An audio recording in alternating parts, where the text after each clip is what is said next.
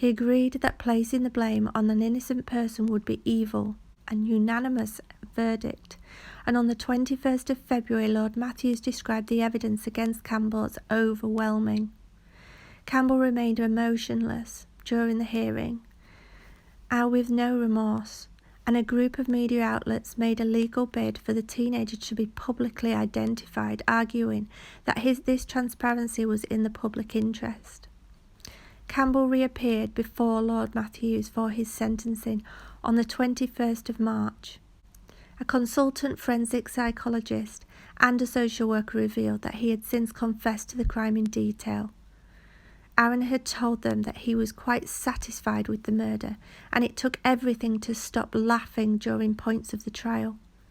The report stated that he continued to experience thoughts of killing and sex with children, having sex with dead bodies. Matthews described the teenager as a cold, calculating, remorseless and dangerous individual, lacking empathy, before handing him a life sentence with a minimum of 27 years.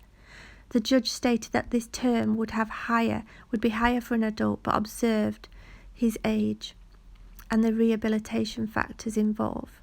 He stressed that the claims against the stepmother were a travesty of the truth and that the young woman was completely innocent. Georgina Loughrane shouted abuse at Campbell at the hearing and subsequently told the media a life sentence should be life sentence. He should have no human rights and doesn't deserve anything.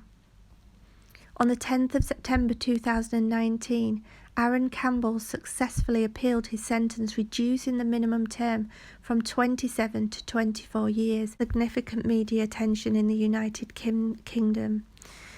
And it was just an awful crime that was not really heard of, especially with a child in Scotland, and the level of public outrage led to comparisons with the murder of James Bulger in 1993. It was a small town in the Isle of Bute, which was a popular tourist destination, and Bute is one of those places that is incredibly safe, and at the time of the trial, he acknowledged the lasting shock within the community. Nothing feels the same there apparently anymore, and the revelations of casual teenage drinking, drugs on the island were the source of surprise by a lot of people. The population is declining and deprivation is growing, and young people were offered counselling services to help with dealing with the repercussions of the case. A debate around childhood influences arose once the culprit was confirmed to be 16 years old. And in an effort to make sense of the crime, public and media comments reported obsession with violent video games, in particular the Slender Man, lurid analysis of his YouTube posts, and speculation that cannabis psychosis was linked to this and other killings. The case also promoted discussions on how to treat young offenders of serious crimes. Before the suspect was confirmed to be a local boy, rumours had surfaced on social media, spearheaded by the right-wing commander Katie Hopkins, that the culprit was one of the Syrian refugees housed on the island in 2015. And she made this implication without any evidence. A candlelit vigil for Alicia MacPhail was held in Rothesay shortly after the murder. The 6-year-old's funeral took place in Coatbridge on the 21st of July 2018, attended by hundreds of mourners, and she was buried in Coltswood Cemetery.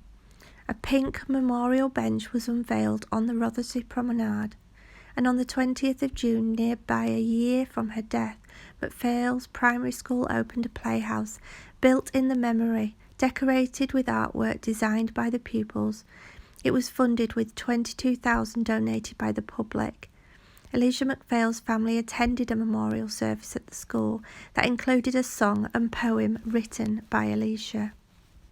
That was an awful crime, and I feel so much for her mother and her parents.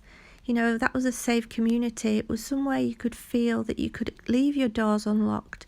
It was somewhere that, you know, it was a tourist attraction. There was lots of people there, but it was a tight-knit community. So that was another case for you today.